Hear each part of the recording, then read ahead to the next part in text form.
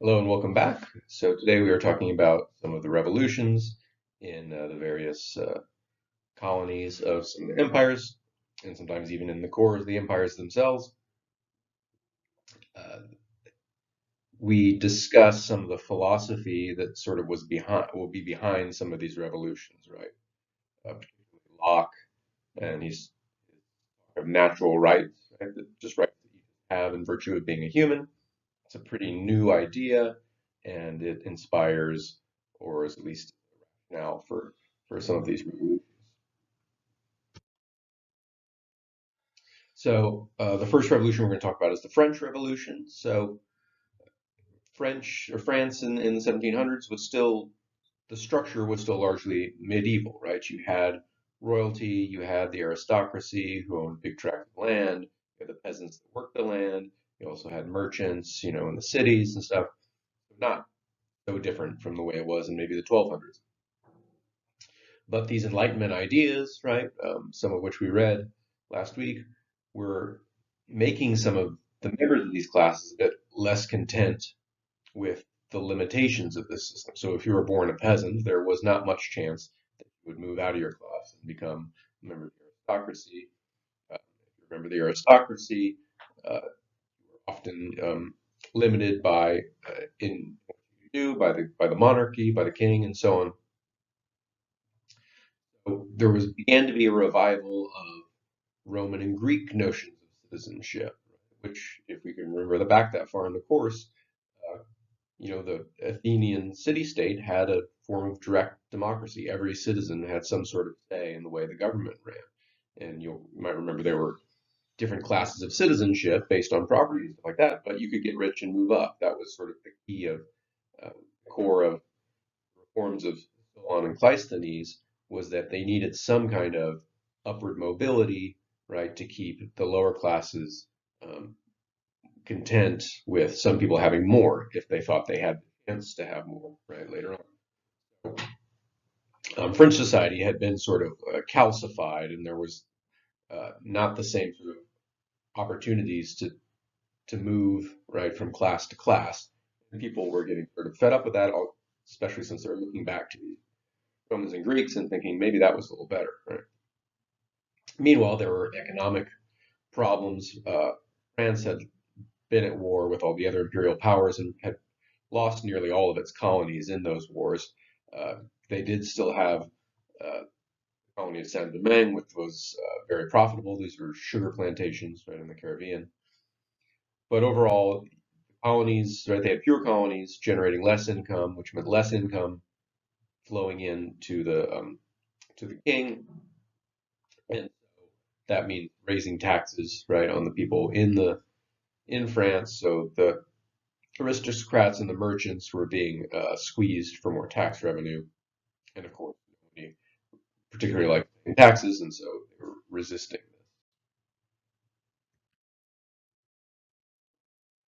So this sort of led to a moment of crisis. So King Louis XVI, uh, he didn't quite have the power to just force right everyone to pay more taxes and cooperate and help sustain the empire. He needed their cooperation, and so he sort of made a big concession and convened what's called the my French is general, right? État General, the Estates General.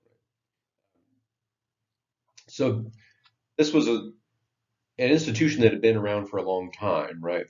That was sort of nominally a form of cooperation between, the aristocracy, various classes, the clergy, the commoners, and the king. The kings had sort of become more powerful by like the 1600s and had pretty much not uh, convened right the assembly. Um, but given that King Louis XVI was uh, sort of desperate, he revived this old institution as a way to come to some sort of compromise with all various classes.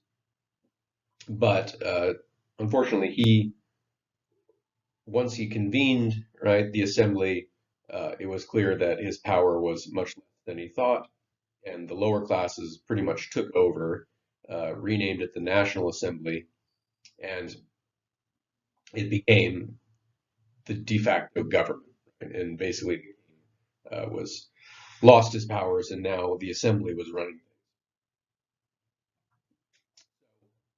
Uh, in addition to right this National Assembly and the king sort of losing control, there was also the storming of the Bastille. Right, so the Bastille was sort of a combination prison, sort of armory, right, weapons repository. Um, right, the people sort of stormed that, took a bunch of weapons, freed some prisoners. Peasants, meanwhile, were refusing to pay their landlords, so there was general uprising and chaos, at least from the point of the king, where the lower classes were seizing power, weapons as a means to more power. So the assembly was really, at this point, the only uh, body that was able to sort of control things and run things. So they became the government. The king was essentially deposed. Um, they officially abolished the nobility and enacted a land reform, right? So taking land from uh, big landowners and redistributing it. Uh, they passed the Declaration of the Rights of Man and of the Citizen, which was an official declaration uh, that state was, or the power of the state was resided in the citizens, right? Uh, a form of democracy.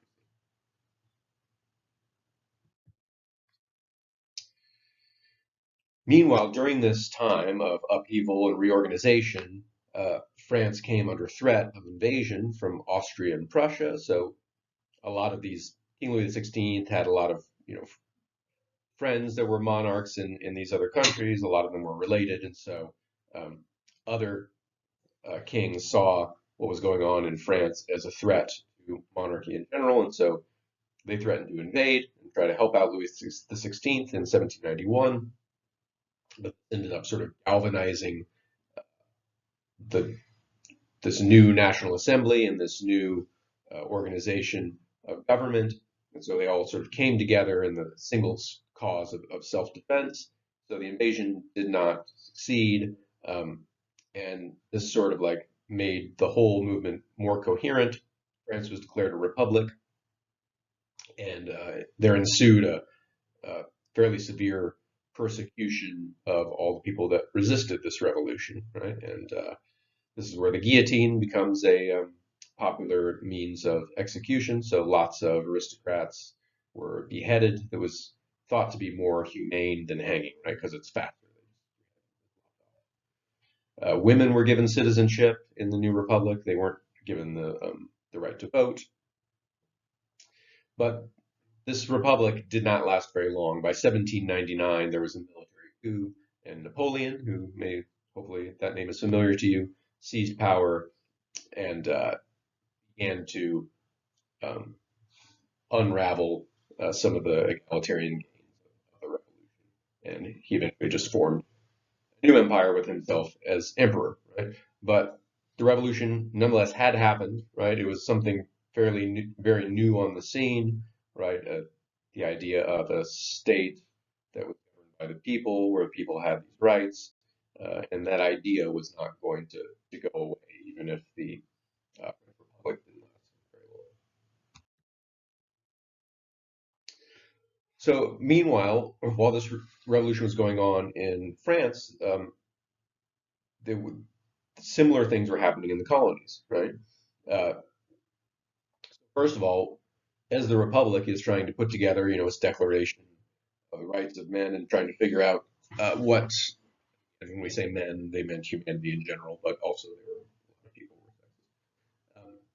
sexist. So all this talk about freedom and natural rights sat very uncomfortably with the actual practice of what was going on in the colonies, which was slaves, right, producing sugar.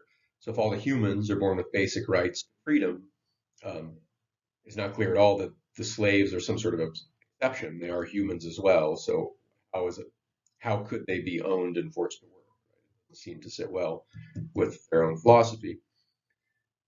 But on a practical level, these plantations were the backbone of the economy of France at the time.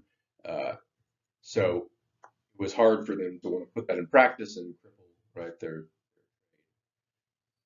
So they kind of had two options, sort of philosophically. They could uh, make up excuses, right, and modify their theories about human rights to somehow exclude Africans, right, and say, well, Europeans have natural rights, but Africans are somehow different and don't deserve rights.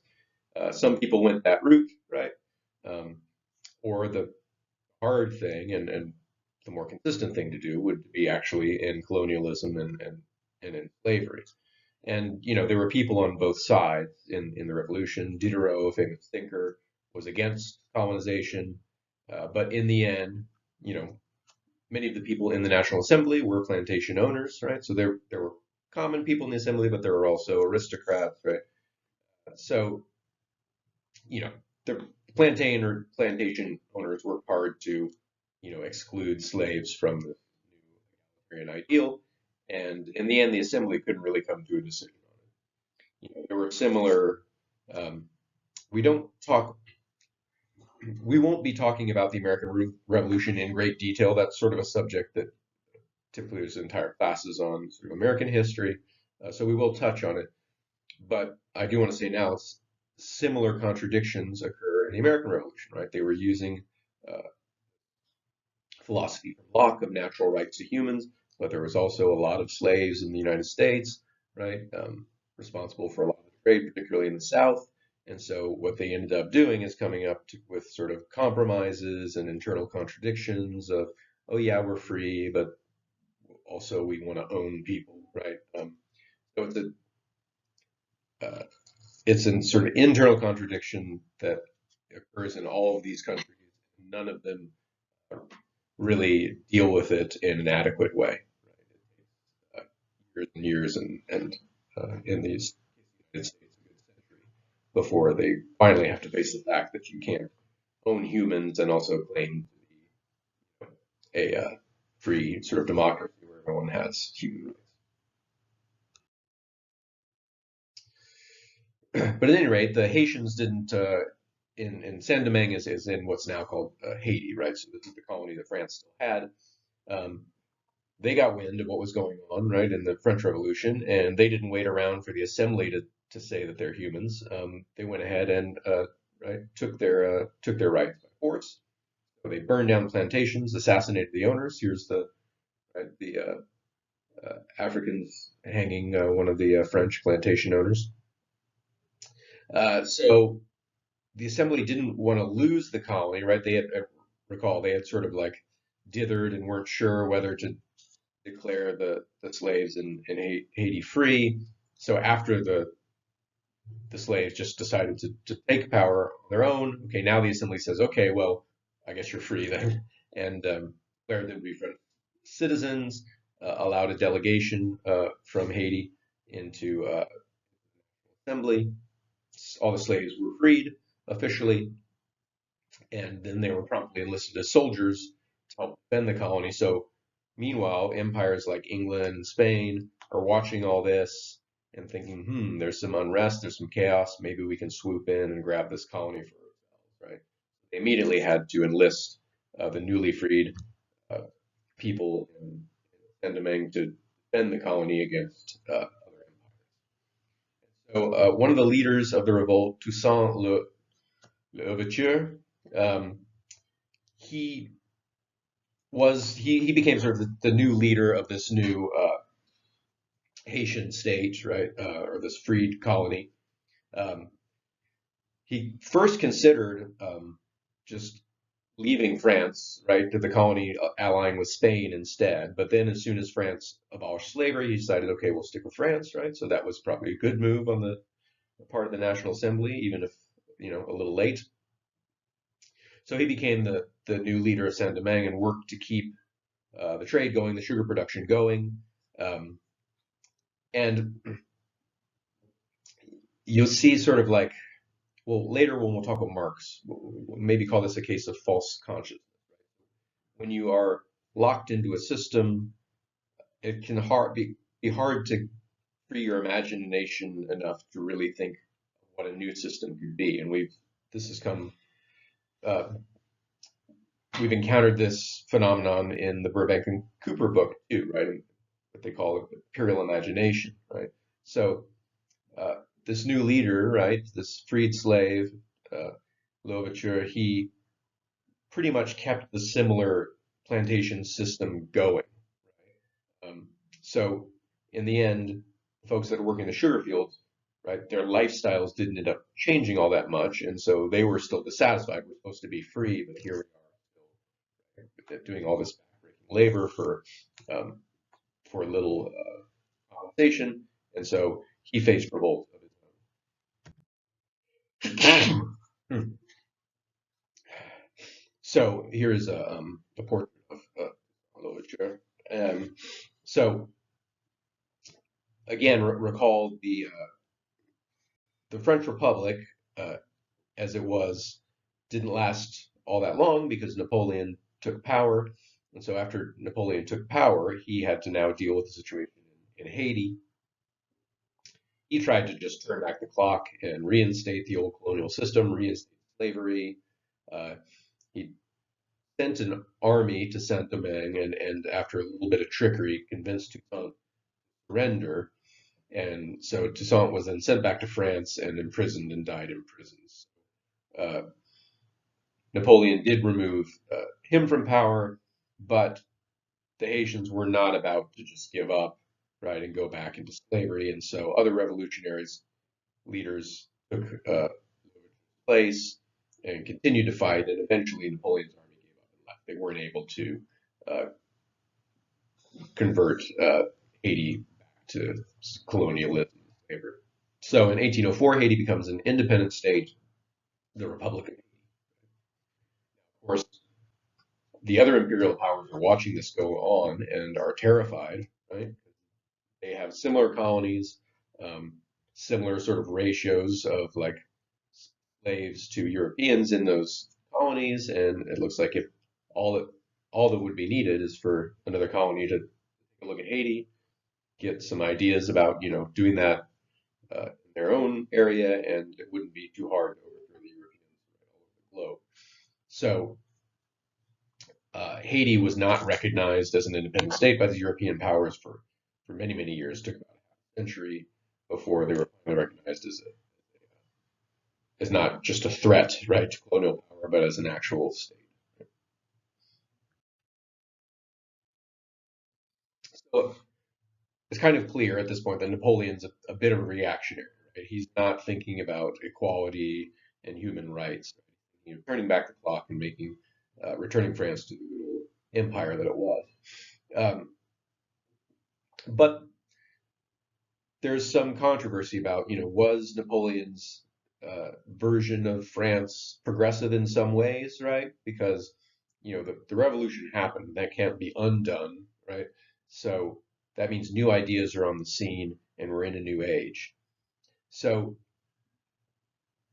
people who say, oh, Napoleon was still in some way revolutionary point out that he did continue, right, the sort of dissolution of the traditional social structure. And instead of having aristocrats and nobles hanging around that just were descended from rich people, he staffed his empire with experts, people that had particular skills and particular expertise. So it was more of a meritocracy. We've seen that sort of strategy in the past with the Qin, right, and get rid of the old aristocracy and bring in people that are actually good at their jobs. Progressive in a way, but nothing new, right? This has been happening for centuries. He also created the Napoleonic Code, which was a sort of a system of laws that formalized his empire and his approach to empire, but it was in many ways guided by science and less by tradition. Right? He did create this sort of a more modern, bureaucratized state that in many ways would resemble much more what we see in the United States, where you have the country is run by people who applied for jobs on the basis of their expertise and got the jobs and are running things based on efficiency and on scientific information instead of tradition and religion and things like that. But all this is going on in the form of a dictatorship, right? So Napoleon is ultimately an authoritarian. So it's modern in some ways, but not exactly egalitarian. And as I mentioned, right, this strategy is particularly new for an emperor, right? That again, the Qin emperors, right, considered themselves gods on earth, but also, you know, got rid of the old aristocracy, brought in experts, and built a bureaucracy. Napoleon also sort of like returned a bit to feudalism, right, giving land grants to generals. We saw that other supporters, right? We saw that technique in the Byzantine Empire. So whenever you have large land grants to people that can then, get peasantry to rent the land and farm it for them, this is not a particularly progressive. So he was a successful general, right? And the empire expanded. You can see on this map, he conquered Spain, Italy, uh, had some moved into Germany, and had some allies in Scandinavia.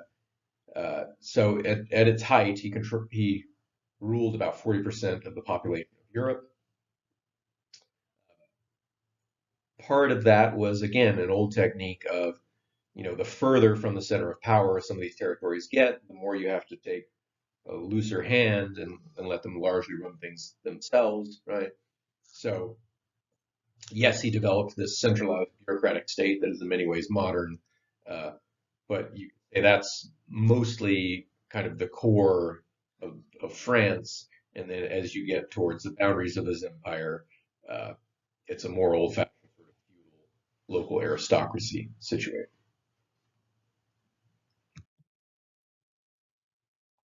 So yeah, we saw. So his empire got quite large. He continued to push, and so Russia was kind of the limit of how far as he could get. He tried to move into Russia and failed. Right, the Russian winter has defeated many generals. So the British and Russians were his greatest enemies. And in 1812, military expansion, he was defeated trying to move into Russia. Um, Also, some of the areas he had conquered began to rebel, um, not as like a German state, but as smaller states. So Lithuanians were beginning to break away from Napoleon's empire. Um, he died, but the empire continued. It was finally defeated by Germany, which was a reunification of Germany that had splintered in 1870. So Napoleon empire came and went, like all empires.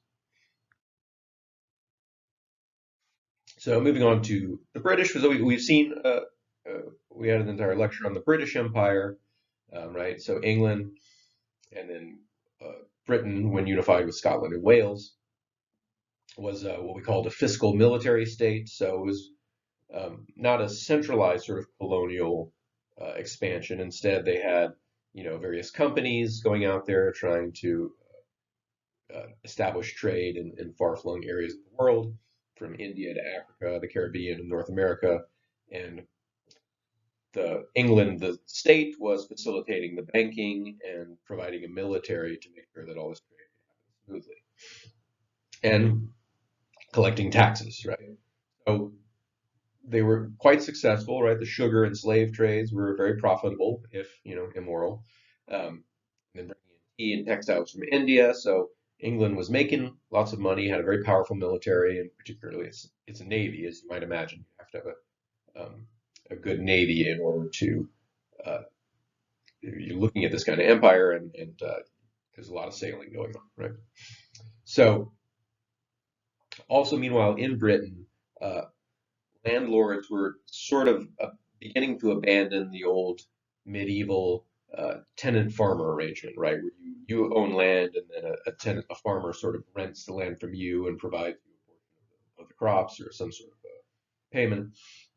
And they were beginning to move to a wage-based system, where instead of each tenant farmer being a kind of little entrepreneur, how successful depended on how favorable the terms were, to just getting a wage for working the land.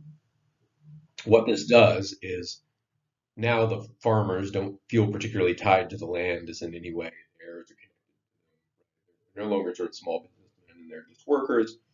And this is sort of the final move to make agriculture a capitalist the owner of the means of production, and then you have the wage workers carrying out the work and selling their labor, right, instead of uh, their own. It also has provided incentives for some workers, right? So feeling no longer particularly tied to the land, hoping for a better situation in the colonies, right? You can go to the Americas, you can go to North America, where the land was being um, taken from the Native Americans at cut rates, right? Either through deals that were like not exactly fair or just outright stolen, right? So you had, for Europeans at least, a fair amount of land, and you could go out there and try to make it on your own.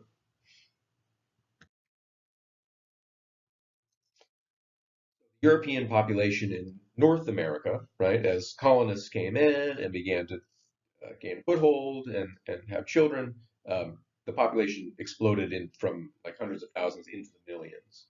Uh, so of course these people are spreading out. People went there because they wanted their own land. They didn't want to just work for a wage. And so if you are in, you know, Virginia and there's no more land available, you're going to keep going west and west into American territory, into the territory of other empires. The French are also in North America, right? Um, the Spanish and the southern part of Florida and things like that, Texas. So uh, you're getting into war. Right? There's wars with the Native Americans. There's wars with other empires over this territory in North America. So this kept the British military uh, right involved in conflicts like the Seven Years' War, which was fought all over the globe, but it was fought in North America with the France, often hiring Native Americans as mercenaries. Meanwhile, right, these ideas floating around from John Locke about human rights and from ancient Rome about the citizenship, um, these were often the founding principles of these colonies. People were coming right to Virginia and saying we're going to start a new commonwealth based on new principles. Right? And you've got fairly adventurous um, people who are going to be coming to North America, and so uh, eventually they're not going to be crazy about the British trying to exert control, right?